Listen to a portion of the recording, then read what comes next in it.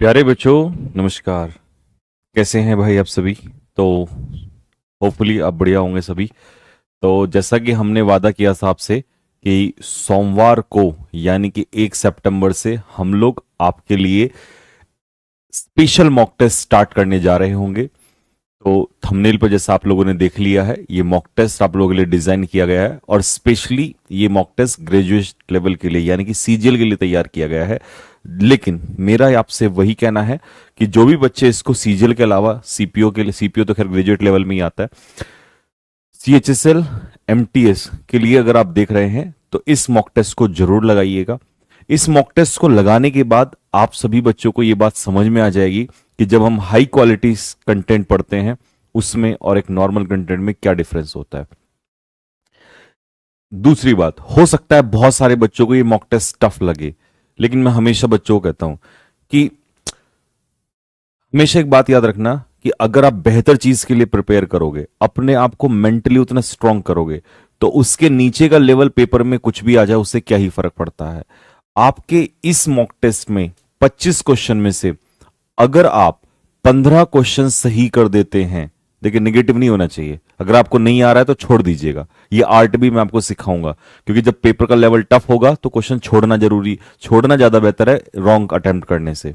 ठीक है, तो अगर आप 15 क्वेश्चन सही कर देते हैं, ठीक है, तो मेरे भाई मैं आपको कह सकता हूं कि आप इस समय पर सीजीएल के टॉप कैंडिडेट्स में से आएंगे इस मॉक टेस्ट के अंदर।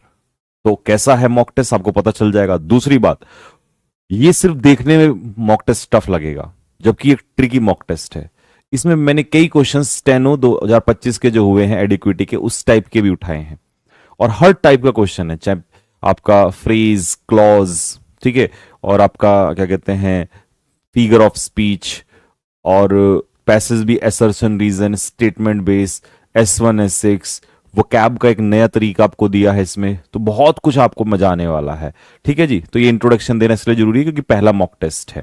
तो मैं बस इतनी ही बताऊंगा कि मॉक टेस्ट करते करते तुम्हारे माथे में दर्द हो जाएगा, पर मेरे भाई जो शांति से एक बार गहरी सी सांस लेके कर गया तो उसको इसके अलावा कोई मॉक टेस्ट पसंद नहीं आएगा, मैं आपको बता रहा हूं आप लोग। ठीक है, तो चलिए भाई स्टार्ट करते हैं। पहला क्वेश्चन आपके सामने है स्क्रीन पर। अब मैं क्या करूंगा, मैं क्वेश्चन को देने के बाद साइड से हट जाऊंगा। वैसे तो मैं आपको बता दूं, आगे से आप जितने भी बच्चे हमारे साथ जुड़ रहे हैं ध्यान रखिएगा, ये मॉक टेस्ट आपको रात को ही डाल दिया जाया करेगा आपके टेलीग्राम चैनल में। Telegram channel English by Sanjeev sir आप सर्च कर लेंगे, वहां पर ये पीडीएफ अभी अभी मैंने थोड़ी देर पहले ही डाली है।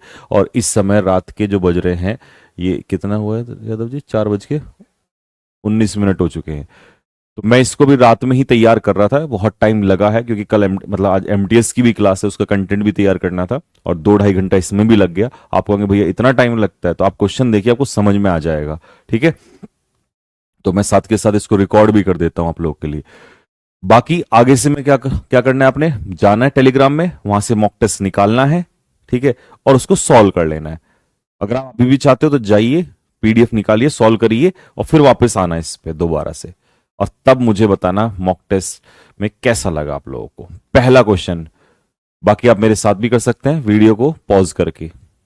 चलो जी, पॉज कर लीजिएगा, अब आंसर स्टार्ट करते हैं। देखिए, अब उसने यहां पर सिनोनियम दिया है, लेकिन आपको ना उसने ये नहीं बताया, जैसे वोकैब एक डायरेक्ट आता है, ठीक है, एक वोकैब आता है डायरेक्ट, उसका सिनोनियम बताना होता है, लेकिन ये दूसरे तरीके से दिया उसने क्वेश्चन। क्या, पढ़िए। If a person can quickly recover from failures and bounce back with energy, which of the following word describe the person, तो व्यक्ति कैसा है। ठीक है, तो उस व्यक्ति को हम क्या कहेंगे, फ्रेजाइल कहेंगे? नहीं, फ्रेजाइल क्या होता है, फ्रेजाइल होता है इजीली ब्रोकन। इजीली ब्रोकन, जो आसानी से टूट जाए उसे हम फ्रेजाइल कहते हैं। रिसेलियंट होता है, यही इसका उत्तर होगा, क्योंकि रिसेलियंट फ्लेक्सिबल होता है, लचीला भी होता है, और एक व्यक्ति के अंदर जब कैपेबिलिटी होती है वापस उसी पोजीशन में आने की, रिकवर होने की, तो उसे रिसेलियंस कहा जाता है। तो रिसेलियंट वही व्यक्ति होगा। कॉन्सिलिटरी क्या होगा, कॉन्सिलिटरी होगा भाई पेसिफाइंग या सूदिंग या प्लीजिंग। ठीक है, वल्नरेबल क्या होगा, वल्नरेबल होता है मेरे भाई अनसेफ। अगर कोई व्यक्ति वल्नरेबल है तो इसका मतलब है वो अनसेफ है। ठीक है, अब मैं एक्सप्लेनेशन दे रहा हूं तो टाइम तो लगेगा इसमें, ठीक। बाकी आप इंटू टू से भी कर सकते हैं। चलिए अगला क्वेश्चन। हाँ एक चीज और, अब ये नहीं कि ऐसे ही पैटर्न पे मॉक टेस्ट चलेगा, मैं हर मॉक टेस्ट में बदलूंगा। अगली बार क्या होगा, ऐसा वोकैब ना देके सीधा वाला वोकैब दूंगा। वो आप हर मॉक टेस्ट समझ जाएंगे कि मैं आपको हर मॉक टेस्ट में इस तरीके से दूंगा कि आप कैसा भी पेपर आए उसके लिए प्रिपेयर्ड हो जाएंगे, ठीक। Next, choose the correct सिनोनियम। Pause करिए और आंसर देते रहिए, फिर उसके बाद वीडियो चलाइए। The boss was levied when yet another deadline was miss. Boss जो है वो लिविड हो गया जब एक और डेडलाइन मिस हो गई। तो अब इसका मतलब है, उसने पूछा है कि describe the boss state of mind. Boss का स्टेट ऑफ माइंड जो है वो डिस्क्राइब करिए। तो बॉस का स्टेट ऑफ माइंड क्या है, बहुत ज्यादा गुस्से में है, और अगर वो गुस्से में है तो इसका मतलब वो फ्यूरियस है। कॉन्ट्राइट का मतलब क्या होता है, पछतावा फील करना, जिसे हम कहते हैं रिमॉर्स।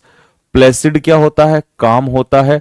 और एमिनेबल क्या होता है, विलिंग या कोऑपरेटिव। जब कोई बंदा किसी चीज को एक्सेप्ट करने के लिए तैयार रहता है तो वो बंदा एमिनेबल होता है। एमिनेबल के साथ प्रेपोजिशन टू लगती है और वो बंदा होता है विलिंग, है ना, कोऑपरेटिव। चलिए अगले क्वेश्चन पे चलते हैं।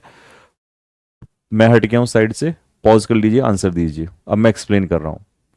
अब ये था क्या, ये आपके बवाल समझ ही नहीं आया होगा, ये एक्चुअल में चल क्या गया, अब मैं समझाता हूं।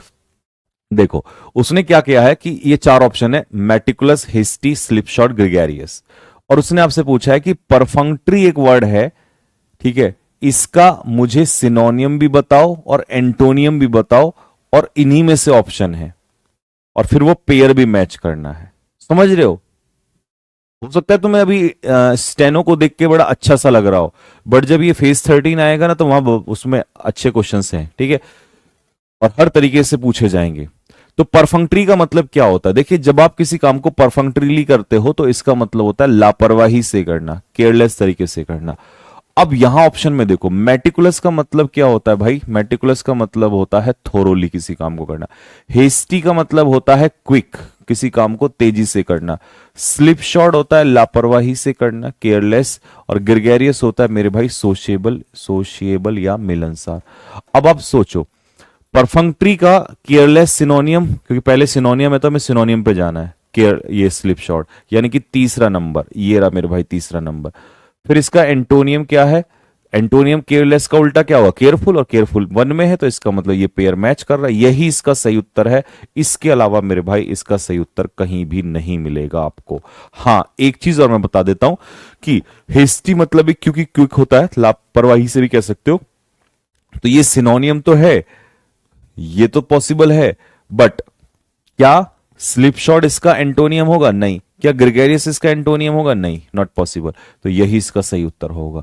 समझ रहे हो, अभी मैंने कहा था इसको मॉक टेस्ट को बनाने में 2 ढाई से 3 घंटे से भी ज्यादा हो गए, बैठे बैठे कमर दर्द हो गया, ठीक है, लेकिन मजा आएगा, ठीक है। बात यह है ना कि मैं यहां मेहनत कर रहा हूं तो फिर लाखों स्टूडेंट जब इसको देखेंगे आगे चल के तो उनको मजा आना चाहिए और अच्छा लगना चाहिए।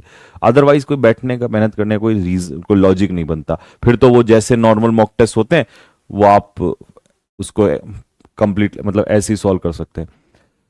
अब ये वन वर्ड सब्सटीट्यूशन, देखिए वन वर्ड एक तो नॉर्मली पूछता है, एक आपको ऐसे थोड़ा सा लेंथ में दे देगा पैसेज टाइप में, और ऐसा भी आपको मिलेगा मॉक टेस्ट में, ठीक है।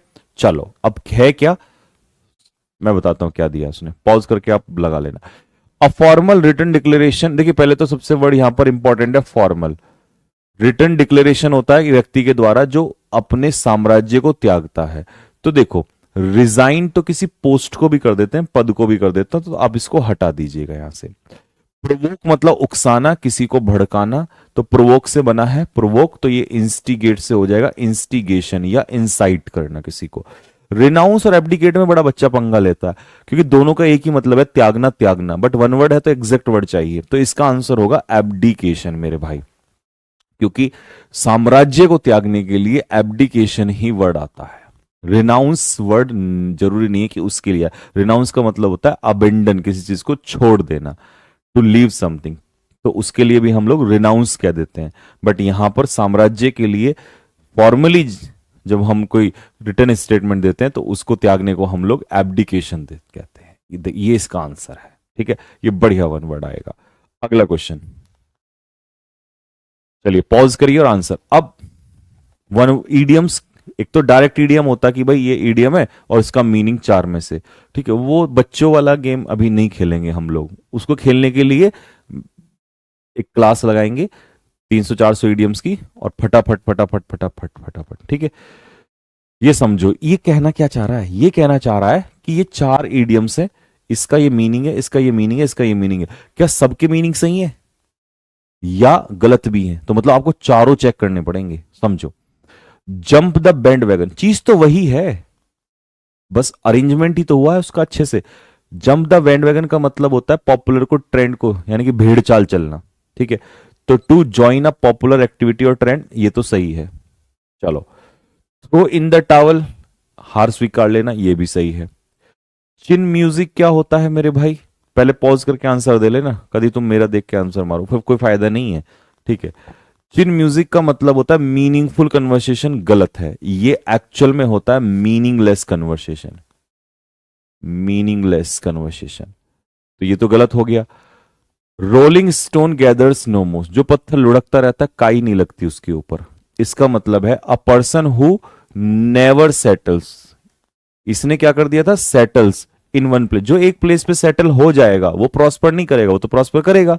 जो सेटल नहीं होता एक जगह, कभी इस जॉब में कभी उस जॉब में, इधर उधर, है ना, तो उसको कहते हैं, उसके लिए यूज होता है। तो यहां पर ये भी गलत था, इसका मतलब ये भी मीनिंग इसका नहीं था। तो पहले दूसरा नहीं है, तो हमें कौन सा चाहिए, तीसरा और चौथा। इसका मतलब ये इसका सही उत्तर होगा, समझ रहे? ये था क्वेश्चन, आगे बढ़िए। विच sentence contains a word that is spelled incorrectly, ये तो खैर आपके उसमें भी था इस टाइप का। फिर मैं कह रहा हूं जहां से, क्योंकि आप कहोगे नहीं भैया साइड हो जाओ, अब ये रिकॉर्डेड वीडियो है तो मैं इसीलिए हट रहा हूं साइड से, पॉज करके आप आंसर चेक कर लीजिए। चलो, तो किस में स्पेलिंग गलत है? अब ये टीसीएस में भी पैटर्न था। कंपनी ने फेस किया सीवियर रिपरकशंस, रिपरकशंस होते हैं बुरे परिणाम किस चीज के, ड्यू टू इस अनएथिकल प्रैक्टिस, अनएथिकल मतलब इमोरल प्रैक्टिस। तो सबकी स्पेलिंग सही दिखाई दे रही होगी।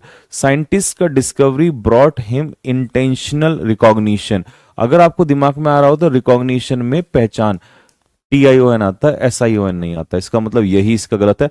अब ये आपका लक है कि आपको यही मिल गया और आगे जाने की जरूरत नहीं है। अगले क्वेश्चन पे आते हैं। ट्रांसफॉर्मेशन ऑफ सेंटेंसेस, भाई एक्चुअल में ये टॉपिक की बात ही नहीं कर रहा है कोई, ये भी एक बहुत इंपॉर्टेंट टॉपिक है। ट्रांसफॉर्मेशन ऑफ सेंटेंसेस मतलब जो मीनिंग यहां पर इस सेंटेंस का होगा वही सेम मीनिंग यहां पर इनमें से एक वर्ड एक सेंटेंस का है। बट बट सेंटेंस का मीनिंग चेंज ना हो, सेंटेंस के वर्ड्स चेंज हो सकते हैं पर उसका मीनिंग चेंज नहीं होना चाहिए। वर्ड आप चेंज कर दीजिए पर मीनिंग चेंज नहीं होना चाहिए। तो पॉलिटिशियंस के जो प्रोमिसेस थे वो इतने खोखले थे कि उसकी जो क्रेडिबिलिटी थी वो दांव पर लग गई। क्यों लगी? क्योंकि उसके प्रॉमिस खोखले थे। आ जाओ, पॉलिटिशियंस के स्ट्रॉन्ग प्रोमिसेस ने एस्केलेट किया उसकी क्रेडिबिलिटी को। एस्केलेट का मतलब है इंक्रीज, जबकि एट स्टेक का मतलब होता है दांव पे लगना, मतलब कम होना, सीधी सी बात है। तो ये तो इसका मतलब नहीं है। पॉलिटिशियंस के एम्प्टी प्रॉमिस मतलब खोखले प्रोमिसेस ने डिमिनिश कर दिया उसकी क्रेडिबिलिटी को। डिमिनिश का मतलब है उसकी प्रोबेबिलिटी, उसकी क्रेडिबिलिटी जो है वो खत्म होने लगी। और प्रोमिसेस भी एम्प्टी, एम्प्टी का मतलब है यहां पर उसके प्रोमिसेस में कोई दम नहीं था, तो इसका मतलब यही इसका सही उत्तर बैठेगा। पॉलिटिशियंस की वीरेसिटी ने उसे, उसकी क्रेडिबिलिटी खत्म हुई। हाँ, क्रेडिबिलिटी तो खत्म हुई पर वीरेसिटी की वजह से नहीं हुई ना, वीरेसिटी तो सच्चाई होती है, वीरेसिटी तो ट्रूथ होता है, तो ये भी नहीं होगा। पॉलिटिशियंस की मेंडेशियस प्रोमिसेस ने उसे और पॉपुलर कर दिया। भाई मेंडेशियस तो कैसा होता है, मिसलीडिंग प्रोमिसेस होते हैं, मिसलीडिंग। हाँ, अब यहां पर मिस प्रोमिसेस तो मिसलीडिंग थे, उसके प्रोमिसेस तो खोखले हैं एक तरीके से, पर पॉपुलैरिटी उससे बढ़ नहीं रही है, तो इसका मतलब सही उत्तर होगा 20 का आंसर होगा। ठीक है भाई, मजा आ रहा है बात में? चलो अगले क्वेश्चंस की तरफ चलते हैं। पॉज कर लीजिएगा और आपको बता दूं ये डायरेक्ट इनडायरेक्ट का क्वेश्चन है, जो कभी एक ही पेज पे आता था अब ये 2 पेज पे आएगा। 3 स्टेटमेंट यहां पर है, 2 स्टेटमेंट यहां पर है। आप पहले पढ़ो पढ़ो इसको, फिर इसको पढ़ो, फिर इसको यहां से पढ़ो। मैंने अगले पे इसलिए करवा दिया क्योंकि फिर अगर एक करवा तो देता छोटा करके, लेकिन फिर वो मजा नहीं आता। ठीक है, तो चलो पढ़ लिया ना, अब मैं आपको बताता हूं। हमेशा याद रखना ये बड़े बड़े सेंटेंस जो है कैसे पकड़े जाएंगे। सीधा सा पकड़ो यहां पर, हैव बीन वेटिंग ठीक है, टुडे ठीक है, प्रॉमिस्ड पास्ट इंडेफिनिट ठीक है, कैन नॉट ये भी ठीक है, और टुमारो। बस इनको चेक करते चले जाओ। जब तुम नीचे आओगे, हैव बीन वेटिंग का हैड बीन वेटिंग सही है, यहां पर पास्ट इंडेफिनिट का पास्ट परफेक्ट तरीका यही तरीका है, नहीं तो अगर इस तरीके कितने लेंदी आएंगे ना तो फिर पकड़ा नहीं जाएगा। और सीजीएल के तो प्री में ही नहीं, आगे मेंस में भी बात है। ठीक है, हैड प्रॉमिस्ड ठीक है, टुडे का टुडे टुडे था ना यार, टुडे का दैट डे सही है, आगे था यू आर लेट का वर लेट ये भी सही है, एंड कैन नॉट का कुड नॉट ये भी सही है, और टुमारो का नेक्स्ट डे ये भी सही है। तो इसका मतलब तो आपको तो शुरू में ही सही मिल गया। हालांकि आप अभी लेकिन आंसर मारोगे नहीं। क्यों नहीं मारोगे? क्योंकि अभी पहले आप देख लोगे आगे, है ना। यहां पर क्या है, वर वेटिंग, जबकि हैड बीन वेटिंग होना चाहिए था। ठीक है, present perfect continuous past perfect continuous में चेंज होगा, तो ये तो गलत हो गया। अगला आ जाओ, इस वाले में कहां मिस्टेक दिखाई दे रही है आपको? देखो यहां पर प्रोमिस्ड का प्रोमिस्ड दे दिया, जबकि प्रोमिस्ड पास्ट इंडेफिनिट है, तो पास्ट इंडेफिनिट का पास्ट परफेक्ट होना चाहिए था। ऐसे कर, समझ रहे हो? आई डोंट नो कि कोई कैसे करता है, बट मैं अपने स्टूडेंट्स को वो तरीके बताना चाह रहा हूं कि जहां से आप बहुत फास्ट निकल सकते हो सकता है दुनिया कोई टफ लग रहे हो, बट आप ऐसे नहीं जाइए। आप अपने वहां पर माइंड में वो बना लीजिए कि भाई मेरे को ये चेक करना है।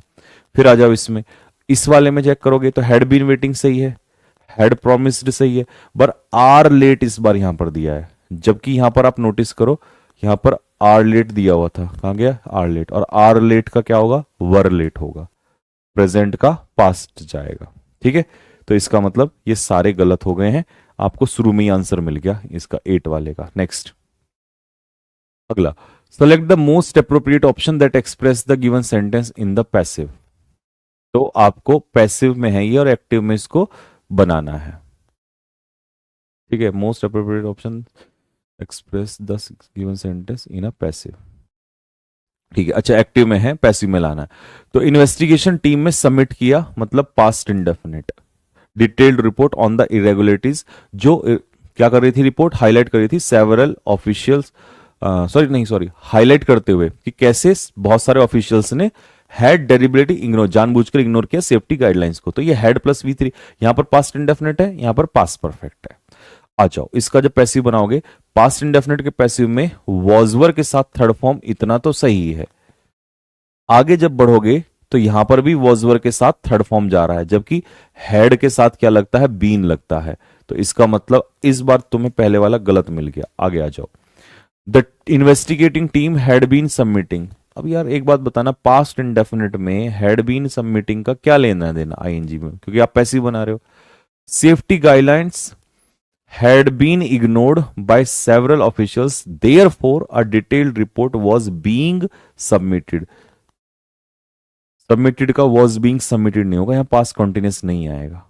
ठीक है, इसका मतलब आपका एक ही ऑप्शन बचा और यही इसका उत्तर होगा, आप इसको पढ़ लेना, यही इसका आंसर। ठीक है, परफेक्ट वाले में बीन लगा है और यहां पर was were के साथ थर्ड फॉर्म। चलो, which of the option is the most logical sequencing of the sentence to form a meaningful paragraph. मैं आपको बता दूं, ये क्वेश्चन स्टेनोग्राफर से मैंने एक क्वेश्चन उठाया है वहां पर PQRS का। ठीक है, तो मैंने कुछ क्वेश्चन ज्यादा नहीं लिए, 2-3 क्वेश्चन लिए, और हर मॉक टेस्ट में मैं डालूंगा टेस्ट ताकि आपको रहे। ठीक है, तो इस टाइप का पैसेज भी आए, PQRS भी आएगा और S1 S6 भी आएंगे। तो आप एक बार पढ़ लो, पॉज करके पहले एक बार इसको पढ़ लो, 1 2 फिर 3 4। अब इसमें S1 S6 नहीं है, आपको सीधा 1 2 3 से ही जोड़ना है। ठीक है जी, चलो ये पढ़ लिया, पॉज करके पढ़ लो, फिर ये पढ़ लो। अब किस तरीके से आप इसको कर रहे हैं वो आप देखिएगा। अब कैसे वहां पकड़ना है, जब आपको ये दिया हो कि चारों ऑप्शन अलग हैं, 1 2 3 4, तो ये भी एक चांस है कि आपको एक अगर सही मिल गया तो वो भी आप निकाल सकते हो। तो आप इसमें नोटिस करिएगा, उसने कहा primary factor in its formation, इसकी फॉर्म, किसकी फॉर्मेशन हमें तो नहीं पता ना किसकी फॉर्मेशन, मतलब 1 ऑप्शन चला गया। ग्रैंड कैनियन बनी ओवर, मतलब कैसे बनी, millions of years through the combined force of geological activity और इरोजन। ठीक है, जियोलॉजिकल एक्टिविटी हुई और इरोजन, कटाव, एक तरीके से पत्थर पहाड़ का कटाव जो होता है चारों तरफ से, ठीक है, या पहाड़ के बीच में जो कटाव होता है फिर ऐसे नदी बहने लगती है, तो उसी को कैनियन बोलते हैं। तो ये बनी कैसे, ओवर मिलियंस ऑफ ईयर्स लगे उसको बनने में। ठीक है, आगे, weathering from wind, rain and temperature changes further shaped, उसने और उसको शेप दे दिया। तो शेप फर्दर तो बाद में होगा, पहले तो बनी, इसका मतलब तीसरा भी नहीं है। Tectonic uplift of the Colorado plateau increase the reverse flow. जो टेक्टोनिक अपलिफ्ट हुआ ना कोलोराडो प्लेट्यू का, उसने बढ़ा दिया रिवर का फ्लो और इरोजिव पावर। कौन सी रिवर का, ये पता ही नहीं हमें इस वाले में, कहां पर आ कौन सी रिवर, तो इसका मतलब फोर्थ भी नहीं होगा। तो इसका सही उत्तर होगा सेकंड वाला, स्टार्ट होगा यहां से, 2 के बाद सीधा 1 आ जाएगा। ठीक है, और कौन सी रिवर थी ये, कोलोराडो रिवर थी। और देखो जब 2 के बाद 1 लगाओगे ना आप यहाँ पे, ये लगा ना 2 के बाद 1 और 1 के बाद 4, क्योंकि द रिवर्स फ्लो, तो वो 1 वाले में कोलोराडो रिवर का जिक्र है और उसी को द रिवर कह दिया, तो ये जुड़ जाएगा। ठीक है, चलिए, इस स्टेनो में क्वेश्चन उसने दिया हुआ था, आगे आ जाइए। अब ये है एरर का क्वेश्चन, पॉज करो, आंसर बताओ, मैं एक्सप्लेन कर रहा हूं। सेमिनार के दौरान, ड्यूरिंग प्रपोजिशन के पीछे ऑब्जेक्ट आ गया सेमिनार, ठीक है, नाउन प्रोनाउन आता है। सेमिनार के दौरान, अब ये फ्रेज तो कॉमा से अलग हो गया। प्रोफेसर ने एम्फेसाइज किया, प्रोफेसर सब्जेक्ट हो गया, एम्फेसाइज हो गई हमारी वर्ब। एम्फेसाइज किसको किया, इंपॉर्टेंस ऑफ एथिकल रिसर्च। ठीक है जी, कि एथिकली रिसर्च हमें करना चाहिए, इस बात पे उसने जोड़ दिया। अब एम्फेसाइज के पीछे ऑन नहीं आता, इंसिस्ट के पीछे ऑन आता है, तो ये क्वेश्चन यही मिल गया होगा आपको, अब आगे जाने की जरूरत ही नहीं है। नहीं मिलता तो हम आगे बढ़ते हैं यहां से। ठीक है, नेक्स्ट। अच्छा, ये पैसेज आ गया बात, चलिए, ये हो सकता है आपको छोटा लगे, है ना, बट ये S1 S6 के फॉर्मेट में है। और पहला, क्योंकि मॉक टेस्ट है तो मैंने बहुत टफ रखने की कोशिश नहीं की है, ठीक है, एवरेज ही रखा है, क्योंकि सारे क्वेश्चन टफ रख दूंगा तो फिर उसका मजा नहीं आएगा। और ये भी स्टेनो से ही लिया है, ठीक है, 2 क्वेश्चन आपके स्टेनो से ही लिए हैं।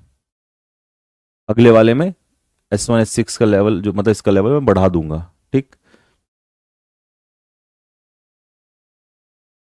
चलो, अब देखो, oceans cover more than 70% of earth surface. Oceans जो हैं अर्थ सरफेस का 70% से ज्यादा जो हैं वो कवर करते हैं, कौन, ओशियंस।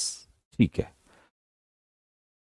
अब RSP, क्यू तो है ही नहीं तो हटा दो इसको। फिर देखो इसने क्या कहा है, उसने कहा है, जैसे पहले, अब 2 में देखो RR दे रखा है, तो कोशिश ये क्या करो, जब जिसमें 2 पार्ट हो तो वहां ज्यादा चांसेस होते हैं।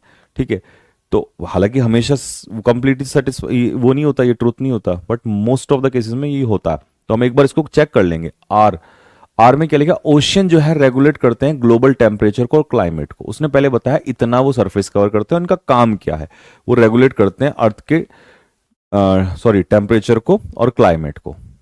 ठीक है, ग्लोबल टेम्परेचर और क्लाइमेट, आर। आर के बाद क्यू और एस। एस में क्या है, they provide food and employment to millions. ये भोजन और रोजगार प्रोवाइड करते हैं। कौन प्रोवाइड करते हैं, ये दे कौन है, पहले तो ये बताओ। इसका मतलब है मेरे भाई, अगर मैं आर के बाद एस लगा दूं, एक बार चलो मान लेता हूं, ये प्रोवाइड करते हैं कौन, ओशियंस। फिर उसके बाद P, marine species are crucial for food chain. ये मैरीन स्पीसीज जो हैं वो फूड चेन के लिए बहुत इंपॉर्टेंट है। But plastic waste threaten marine life, तो ये तो सही हो गया भाई, क्योंकि पी के बाद क्यों आएगा ये कंफर्म है, क्योंकि पहले मैरीन स्पीसीज का जिक्र किया और इनको नुकसान किससे, प्लास्टिक वेस्ट से। तो सिंपल हो गया, है ना, पी के बाद क्यू ही आएगा, ये कंफर्म है, पी के बाद क्यू ही आएगा। तो पी के बाद क्यू और एस से स्टार्ट होगा नहीं, तो इसका आंसर होगा ए, इसका आंसर होगा। ठीक है जी, तो जो ये दे था ये कौन था, ओशियंस, यही फूड प्रोवाइड करते हैं और एम्प्लॉयमेंट टू मिलियंस। ठीक, नेक्स्ट, अगला आ जाओ। हाँ जी, ये मेरे भाई आपका पैसेज आ गया है, और चलिए पैसेज को पढ़ना स्टार्ट करेंगे। बट एक सेकंड, पैसेज से पहले हम एक काम करते हैं, मैं और ये बचे हुए क्वेश्चंस करा देता हूं आपको, फिर पैसेज लास्ट में ले लेंगे। ठीक, आ जाओ, फिलअप्स करो फटाफट जल्दी से। चलो जी स्टार्ट करते हैं, पॉज करके देख लेना। उसकी ऐसी अपीयरेंस के बावजूद, मतलब विपरीत आने वाला है, ऐसी अपीयरेंस के बावजूद she possess remarkable strength and. सबसे पहला काम, जब यहां पर स्ट्रेंथ पॉजिटिव वर्ड है तो यहां पर भी आपको पॉजिटिव वर्ड चाहिए होगा, और अगर यहां पर पॉजिटिव है तो यहां पर कोई निगेटिव वर्ड चाहिए होगा, क्योंकि ये दोनों एक दूसरे के अपोजिट हैं। डिस्पाइट का मतलब विपरीत होता है। तो पहले तो यहां पर ढूंढो पॉजिटिव वर्ड क्या है। इन्फर्मिटी होती है कमजोरी, वीकनेस, तो ये ऑप्शन तो वैसे चला जाएगा, ठीक है। दूसरा, स्ट्रेंथ एंड ऑपुलेंस। ऑपुलेंस होता है क्या, प्रॉस्पेरिटी, यानी कि पैसा, मनी, धन संपत्ति, उसका इससे कोई पेयर नहीं बनेगा, ये भी गलत हो गया। स्ट्रेंथ का स्ट्रेंथ से पेयर नहीं बनेगा, तो यही इसका उत्तर हो जाएगा। ऐसे भी निकालना है वहां ऑप्शंस में, ठीक है। उसकी फ्रेजाइल अपीयरेंस के बावजूद, ठीक है, उसकी पजेस, मतलब अपीयरेंस बहुत अच्छी नहीं थी उसकी, ठीक है, खराब अपीयरेंस थी, लेकिन उसके बावजूद भी उसकी जो इनर स्ट्रेंथ थी वो बहुत रिमार्केबल थी। और स्ट्रेंथ के साथ रिसेलियंस, रिसेलियंस भी इन स्ट्रेंथ ही होता है, ठीक है। वो जो अभी बताया था थोड़ी देर पहले मैंने कि रिकवर करने की पावर, शक्ति, तो ये आंसर होगा, ठीक। नेक्स्ट, चलिए इसको सॉल्व करिए, पॉज करके मैं स्टार्ट करता हूं। The villagers held a deep what for the sacred grove, believing it to be inhabited by divine spirit. होता है ना गांव में कोई पेड़ वगैरह, क्या कहते हैं, पेड़ पौधे होते, तो उनको क्या मान लेते हैं कि पवित्र हैं। तो उनके लिए विलेजर्स के दिल में क्या था, बहुत ज्यादा हिलैरिटी होता है, नॉन सीरियसनेस। डेरिजन होता है, क्या होता है डेरिजन, डेरिजन होता है क्रिटिस, एक तरीके से मजाक किसी चीज का, ठीक है। ड्राइड से बना डेरिजन। और वेनिरेशन होता है रेस्पेक्ट, यही आंसर होगा। प्रोबिटी होता है ऑनेस्टी, ये तो नहीं होगा, समझ रहे हैं, क्योंकि डिवाइन चीज है तो डिवाइन मतलब होली, पवित्र, तो उसके लिए क्या होगा हमारे दिल में, रेस्पेक्ट होगा, तो रेस्पेक्ट जो होगा वो वेनिरेशन होता है, ठीक है। और हिलैरिटी मैंने आपको बता दिया, नॉन सीरियसनेस। अब ये है सेंटेंस इंप्रूवमेंट का क्वेश्चन, तो आपको बताना है कि कौन से वाला सही होगा। अब यहां पर देखो, despite efforts, despite efforts, despite efforts, despite efforts और डिस्पाइट एफर्ट्स सब में सेम है। आगे बढ़ते हैं। हेड के साथ थर्ड फॉर्म आनी चाहिए, गलत है। अवनीत सिंगुलर है तो इसके साथ डू नहीं आना चाहिए, ये गलत है। डिड यहां पर दिया है लेकिन सेकंड फॉर्म आनी चाहिए, नहीं फर्स्ट फॉर्म आनी चाहिए, ये गलत है। डज के साथ अंडरस्टूड नहीं होगा, ये गलत है। तो इसका मतलब सही कौन सा है, फिर तीसरा ऑप्शन सही है इसमें, ठीक है। नेक्स्ट, अगला क्वेश्चन जी, ये क्वेश्चन की डिमांड थी, तो choose the correct figure of speech. तो स्टेनो में भी ये फिगर ऑफ स्पीच का क्वेश्चन है, पर वहां पर ओनोमेटोपिया का दिया था साउंड वाला। इनोसेंस जो है सबसे बड़ा जो है गिल्ट है। अब अगर आप स्टेटमेंट को ही अपोज कर रहे हो, आपका स्टेटमेंट ही कॉन्ट्राडिक्ट कर रहा है कि यार इनोसेंस फिर गिल्ट कैसे हो गया, और ये मैंने कल की क्लास में समझाया था। अगर आपको ये क्लास नहीं मिली है, जो नए बच्चे हैं, तो इसी चैनल पे आप ढूंढो, कौन सी क्लास ढूंढनी है आपको, फिगर ऑफ स्पीच की, तो उसमें सारा डेप्थ मिलेगा। तो ये जब स्टेटमेंट अपने आप को कॉन्ट्राडिक्ट करता है तो उसे पैराडॉक्स कहते हैं, ठीक है। क्लॉज भी मैंने पढ़ा दिया आप लोगों को। ही स्पोक सॉफ्टली। अब सबसे पहले तो मुझे बताइए, इतना जो पार्ट है ना ये, क्योंकि इसमें नो वन मतलब सब्जेक्ट, कुड हियर मतलब वर्ब, तो सब्जेक्ट प्लस वर्ब तो क्लॉज होता है मेरे भाई। अब ये जो क्लॉज है ये डिपेंडेंट क्लॉज है, सबऑर्डिनेट का मतलब ये डिपेंडेंट क्लॉज है, ठीक है। तो ये अब फ्रेज तो हटा दो, ऑप्शन से ही हटा दो।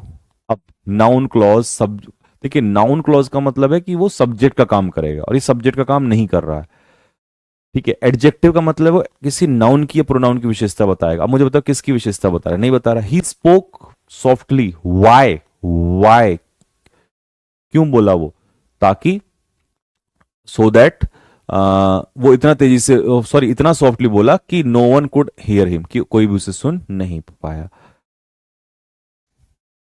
ठीक है। तो ये हो जाएगा आपका एडवर्ब ऑफ क्लॉज, ठीक है। बी आंसर हो जाएगा इसका। अगला question, active voice. Active voice के ज्यादा क्वेश्चन रखे हैं, दो रखे हैं, और एक्टिव पैसिव के और दो नरेशन के रखे हैं, क्योंकि इनमें ज्यादा हाथ आजमाइश कर रहा है, ठीक है। चलो अब मैं इसको पॉज करके कर रहा हूं। अच्छा, ये स्टेनो का क्वेश्चन मैंने लिया है, तो आप देखो 12th लेवल में भी अच्छे क्वेश्चंस भी थे वहां पर, तो ग्रेजुएशन लेवल में बढ़ सकते हैं, और CHSL में भी आ सकते हैं इस टाइप की, जब 12th लेवल का है ये, है ना। तो देखो, the law which was passed, passive voice है, जो लॉ पास किया गया last year, should have been, modal भी साथ में जोड़ दिया इसने, ठीक है। आ जाओ जी, वापस आओ। The parliament should have reviewed, पहली बात तो ये पार्लियामेंट के द्वारा नहीं होगा, यहां पर देखो रिव्यू किसके द्वारा है, मेंबर्स के द्वारा, तो शुरू में सब्जेक्ट में मेंबर्स आना चाहिए, यहां पर मेंबर्स नहीं है, यहां पर मेंबर्स नहीं है, दो option, the members of the committee should have reviewed the law properly which was passed, ये पैसिव में आ गया, जबकि यहां ऑलरेडी क्या है, पैसिव में, तो पैसिव का पैसिव में नहीं आएगा, ठीक है ना, तो ये एक्टिव में होना चाहिए, तो एक्टिव कहां पर है, ये रहा पास्ड, ठीक है, जिसको पार्लियामेंट ने पास किया, किसको, लॉ को, तो ये भी एक्टिव, ये भी एक्टिव, ये पैसिव, ये पैसिव, तो दोनों का एक्टिव में आ गया, तो इसका मतलब सही उत्तर इसका मेरे भाई बी आंसर होगा। तो क्वेश्चन तो ये भी बहुत बढ़िया था यार, 12th लेवल में भी अच्छे क्वेश्चंस हैं। ये भाई मेरे नरेशन का क्वेश्चन है, बहुत लंबा सा क्वेश्चन है, ठीक है, दिल कलेजा छीनने वाला, पॉज करके आप देख लो एक बार, पढ़ो इसको। अरे अच्छा, एक में ही आ गए ना ऑप्शन, हाँ तो फिर कहाँ है, ठीक है, ये तो चलो देखो। अब ये इनडायरेक्ट स्पीच में, the teacher asked the student why they had not completed their homework, और यहां पर है वर फेसिंग। अब मैं जब नीचे आऊंगा ना, तो मेरा दिमाग सबसे पहले आर फेसिंग ढूंढेगा, आर फेसिंग, तो वर फेसिंग का, क्योंकि पास्ट कॉन्टिन्यूस का पास्ट परफेक्ट होना चाहिए था, ये गलत हो गया, ऐसे काटना स्टार्ट करो। दूसरा, डू डज का हेड नहीं हो सकता। तीसरा, डिड के साथ फर्स्ट फॉर्म, ये भी सही है, क्योंकि डिड का पास्ट इंडेफिनिट का पास्ट परफेक्ट हो सकता है। प्रेजेंट परफेक्ट का भी तो पास्ट परफेक्ट होता है, बट समस्या पता है क्या है, समस्या ये है कि यहां पर डायरेक्ट स्पीच में WH वर्ड के बाद इन्वर्जन, मतलब हेल्पिंग वर्ब पहले आनी चाहिए और सब्जेक्ट बाद में आना चाहिए, ये गलत है। तो फिर सही कौन सा होगा मेरे भाई, सही पता है क्या होगा, डिड, क्योंकि पास्ट इंडेफिनिट किस में कन्वर्ट हो जाएगा, पास्ट परफेक्ट में, और आर यू फेसिंग का वर यू फेसिंग हो जाएगा। तो सही उत्तर मेरे भाई, ये बढ़िया क्वेश्चन है, सी आंसर होगा इसका, फुल मजा आएगा इसमें आपको। History shows the growth of civilisation, history क्या दर्शाती है, सिविलाइजेशन यानी कि जो सभ्यता है उसकी ग्रोथ डिपेंड करती है किस पे, नेचर के ऊपर, पर्टिकुलरली द वेल्थ, उस वेल्थ पे जिसको सॉइल के द्वारा, तो उसने सॉइल का यहां पर जिक्र किया, ठीक है। अब इसके बाद हम कौन सा पार्ट उठाएं, QRSPRRRRR, मैं कोशिश करूंगा पहले आर को उठा लूं। सारी एंशियंट कम्युनिटीज ने मेहनत की है फोर्ड को प्रोड्यूस करने में, तो एक्चुअल में उसने हिस्ट्री की बात की है और उसी का एक्सप्लेनेशन हिस्ट्री का एंशियंट कम्युनिटीज के थ्रू दे दिया आर में। अब सारी कम्युनिटीज ने मेहनत की है भोजन को बनाने में, ठीक है, प्रोड्यूस करने में, आर के बाद ऑप्शन में है क्यू और आर के बाद है P. The nature and quality of the land they possess were of great importance to them, उसका बहुत महत्व था। और पी में है the more land they had the more they were satisfied, और इसमें क्या, there was also a great desire among to possess the land as much as possible. एक चीज नोटिस करो, यहां पर उसने कहा कि उनकी क्या थी, बहुत ज्यादा इच्छा थी, जितनी लैंड हो सके उतनी ज्यादा, ये उनकी इच्छा है। इसका एक्सप्लेनेशन इसमें है कि जितनी ज्यादा लैंड उनके पास होती थी उतने ही वो सेटिस्फाइड होते थे। तो मतलब एस के बाद आर, पहले इच्छा बताई, फिर जितनी मिलती थी उतने ही वो सेटिस्फाइड होते थे, तो एस के बाद आर। अब अगर आप नोटिस करो इसमें आर वाले में, यहां पर एस के बाद आर दिया है नहीं, एक सेकेंड देख लेते हैं, एस के बाद, सॉरी पी, मैं अबे यहाँ क्या बोल दिया, एस के बाद पी, तो एस के बाद पी, देखना जरा एस के बाद पी है नहीं है, ये रहा एस के बाद पी, यही इसका आंसर हो जाएगा। यहां से पकड़ लो, नहीं तो यहां नहीं पकड़ना, तो ऐसे पकड़ लो कि ये रहा भाई आर, आर तो आ गया कि सारी कम्युनिटीज ने मेहनत की फूड प्रोड्यूस करने में, और फिर उसने the nature and quality of the land they possess were of great importance to them, जो क्वालिटी या जो नेचर था या जो क्वालिटी था उस लैंड का जो उनके पास होता था वो बहुत इंपॉर्टेंट था, ठीक है। और लैंड तो आ गई, फिर उसके बाद उनकी डिजायर भी होती थी इसकी, तो ऐसे भी मैच कर सकते हो आप इसको। तो आंसर इसका क्या हो जाएगा, ए इसका सही उत्तर हो जाएगा, ठीक है भाई। ये बढ़िया क्वेश्चन थे। अब आते हैं सीधा पैसेज की तरफ, पैसेज को एक बार हम चेक कर लेते हैं, ठीक है। हालांकि पैसेज का सबसे अच्छा तरीका बताऊं, पैसेज का क्या है, पैसेज का सबसे अच्छा तरीका है क्वेश्चंस को देख लेना।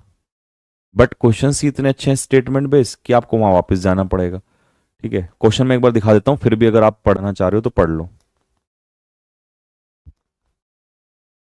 टोन का क्वेश्चन तो स्टेनो में भी भर भर के आया है, तो वो तो खैर रहेगा। ये असर्शन रीजन वाला है।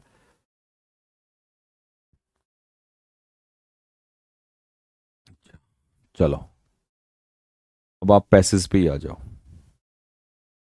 देखो, माइक्रो फाइनेंस इंस्टीट्यूशंस, ठीक है, हैव बिकम इंपॉर्टेंट एजेंट। ये एक तरीके के इंपॉर्टेंट एजेंट बन गए हैं।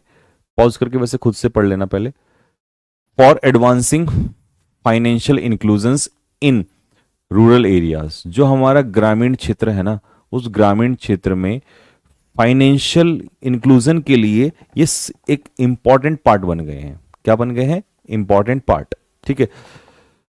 And through extending small loans, और ये क्या करते हैं, ये छोटे छोटे लोन देते हैं एंड सेविंग अकाउंट्स जो है ये ऑफर करते हैं लोगों को who do not have access to conventional banks, जो बैंकों तक नहीं पहुंच पाते हैं। एमएफआईज मतलब वही माइक्रो फाइनेंशियल इंस्टीट्यूशंस, ये एम्पावर करते हैं, मजबूत करते हैं एंटरप्रेन्योर्स को, बिजनेसमैन को, मोस्ट ऑफन और ज्यादातर किसको, महिलाओं को, टू इनिशिएट शुरू करने के लिए और स्केल अप करने के लिए माइक्रो एंटरप्राइजेस, छोटे छोटे बिजनेस स्टार्ट करने के लिए। इन मोस्ट विलेजेस, गांवों में ज्यादातर ये दीज लोन्स, ये लोन सपोर्ट करते हैं किसको, पोल्ट्री फार्मिंग को, हैंडलूम वीविंग को, ठीक है, और टाइनी रिटेलिंग आउटलेट्स, ये छोटे छोटे जो रिटेलिंग आउटलेट हैं उनको। एमएफआईज जो हैं गो बियॉन्ड क्रेडिट, ये केवल ब्याज ही मतलब पैसा ही नहीं देते, क्रेडिट पैसा सॉरी हाँ, तो ये केवल पैसा ही नहीं देते, by regularly offering financial education, ये एजुकेशनल ट्रेनिंग भी देते हैं। ठीक है, तो क्या कहा उसने, एमएफआईज गो बियॉन्ड क्रेडिट, ये इसके बाद भी जाते हैं आगे, मतलब इसके बाद आगे जाते हैं, मतलब इसके अलावा भी कुछ करते हैं। वो क्या करते हैं, फाइनेंशियल एजुकेशन ट्रेनिंग भी देते हैं। ठीक है, teaching borrowers to cope with cash flows, और ये सिखाते हैं कि कैश फ्लो को कैसे मैनेज करना है और इंटरेस्ट चार्जेस को कैसे हैंडल करना है।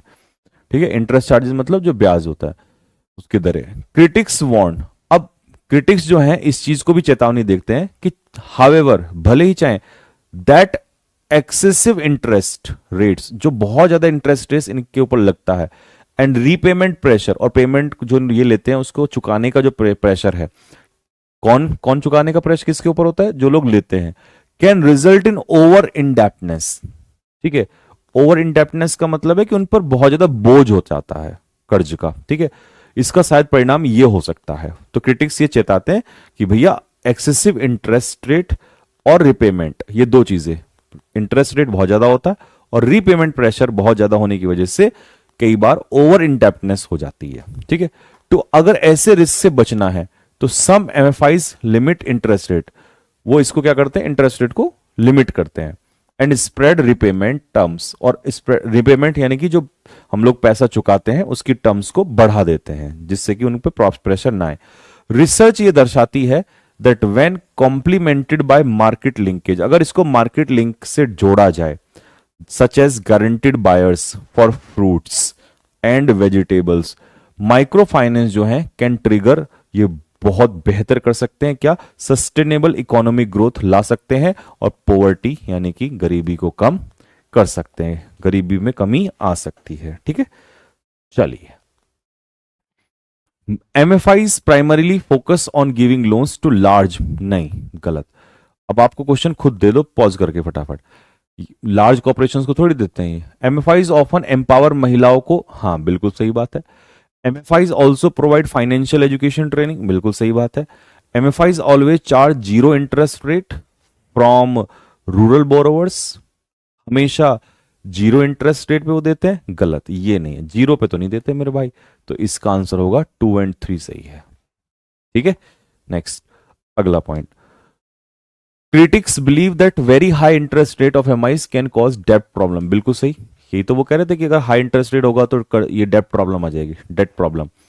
रिसर्च हाईलाइट करते हैं कि combining micro finance with market linkage ensure long term impact, बिल्कुल सही है, इसका लॉन्ग टर्म इंपैक्ट आएगा। MFI support small scale activities such as poultry farming, ये भी बिल्कुल सही है। MFIs are only meant for urban, नहीं ये गलत है। 1 2 3 ये सही होगा इसका। ओवरऑल टोन कैसी है, क्या इसमें क्रिटिकल है, ये सिर्फ आलोचना ही की गई और निगेटिव ही है ना, ऐसा तो नहीं है। क्या कोई मजाक या ह्यूमरस चीजें की गई हैं, ऐसा भी नहीं है। क्या कोई गुस्से में है इसमें, नहीं। उसने क्या किया, एनालिसिस किया और लॉजिकल एनालिसिस किया है। लॉजिकली उसने रेशनली बताया है कि क्या है माइक्रो फाइनेंस से, किसको फायदा है किसको नुकसान है, और ऑप्टिमिस्टिक भी है, वो पॉजिटिव भी है। लास्ट में था ना, लास्ट वाली लाइन में आप देखिए वहां था कि इससे पॉवर्टी भी अगर लिंक कर दे मार्केट से तो ऐसा हो सकता है। तो एनालिटिक क्या है और ऑप्टिमिस्टिक है इसका, ठीक है। Assertion, MFIs provide credit facility to borrower, बिल्कुल सही बात है। They do not involve themselves in any kind of financial education, गलत बात है। वो तो फाइनेंशियल एजुकेशन तो देते हैं, तो इसका मतलब एसर्शन सही है, रीजन गलत है इसमें। एसर्शन सही है, A is true and R is false, है ना, रीजन जो गलत है, ठीक है। Next, what is a key criticism of micro finance highlighted in the passage. Micro finance का एक क्रिटिसिज्म भी हुआ है, क्या क्रिटिसिज्म है, it fails to reach women borrower, नहीं महिलाओं तक तो पहुंचते हैं। It offers only saving accounts, नहीं सेविंग अकाउंट्स के साथ साथ तो वो तो क्रेडिट भी देते हैं। हाई इंटरेस्ट रेट और रिपेमेंट प्रेशर कैन, यही था इसका आंसर मेरे भाई, ठीक है। मेरी आपसे एक रिक्वेस्ट है, और बहुत कुछ नहीं चाहता, ठीक है। शायद इतनी मेहनत के बाद तो मैं भी कुछ डिजर्व करता हूं, ठीक है। सिर्फ मेरी एक रिक्वेस्ट है कि मैं प्रत्येक देखने वाले बच्चे से कमेंट बॉक्स में बस एक कमेंट चाहता हूं कि भाई आप अपना क्वेश्चंस को लेकर, किसी का कोई भी कमेंट हो सकता है, और ऐसा ही नहीं कि सर आपने बहुत अच्छा ये वो, नहीं, आप कोई भी वो चीज बताएंगे कि सर मुझे इसका ये वाला पार्ट अच्छा लगा, सर मुझे ये वाला क्वेश्चन अच्छा लगा। तो देखिए, मेरा और आपका कम्युनिकेशन तो वन वे है, मुझे तो नहीं ना पता है। जब आप कमेंट करेंगे तभी तो मेरे को समझ में आता है कि मेरे को कल के मॉक में क्या अच्छा करना है, या क्या चीज कल क्वेश्चन का लेवल बढ़ाना है, या किसका घटाना है, ये भी जरूरी है। हो सकता है 25 के 25 टफ हो सकता है सारे के सारे आसान हो सकता है कुछ टफ हो कुछ आसान हो।